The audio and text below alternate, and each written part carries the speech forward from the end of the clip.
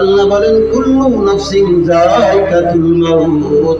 আমি আল্লাহ রাব্বুল আলামিন তোমাদের জন্য মউত নামক জন্তু তৈরি করেছি।